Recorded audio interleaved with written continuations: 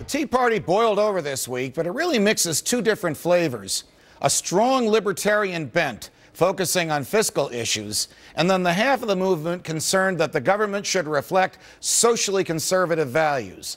My friend, my good friend and colleague Mike Huckabee, former Arkansas governor and host of the wildly popular Huckabee on Fox News Channel, has said in the past that libertarians are a threat to the Republican Party. I am very eager to hear, he's laughing, if he still feels this way, since many believe that Tea Party and libertarians saved the Republicans earlier this week.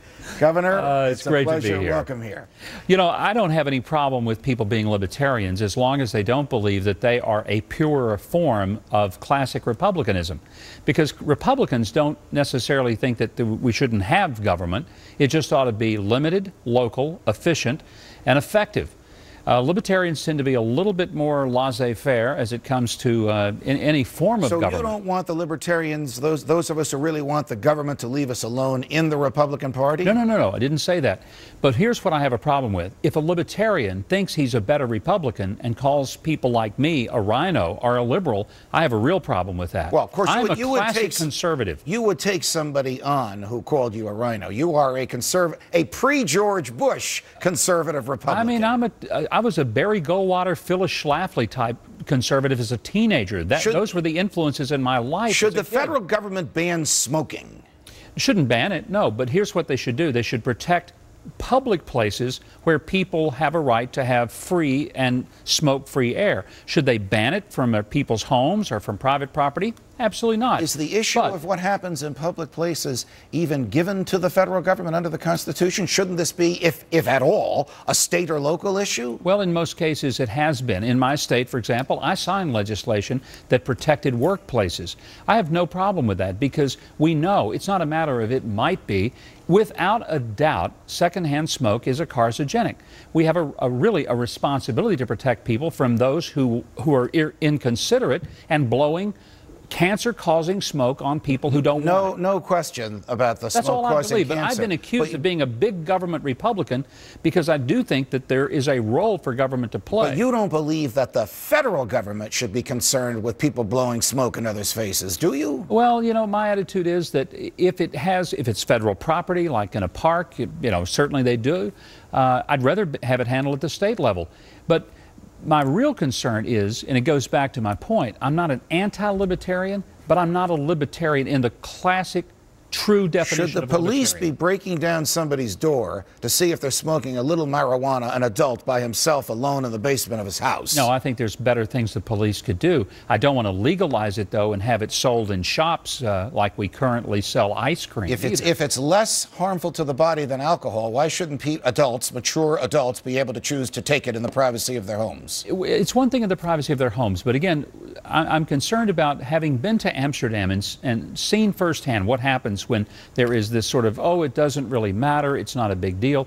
The Dutch are now realizing it hasn't worked out real well for them. If somebody tapped into your email, you, of course, would want the government to prosecute them. This happened to former Alaska Governor, your former colleague, Sarah Absolutely. Palin. Should the government be able to tap into your email without a search warrant from the judge? No, absolutely not. In fact, I'll go you one better. This is where I doubt if you'll go me one better on this, but I'm happy to hear it. No, I think that the government's intrusion into our personal and private lives is way, way over the top, including every time one gets on an airplane.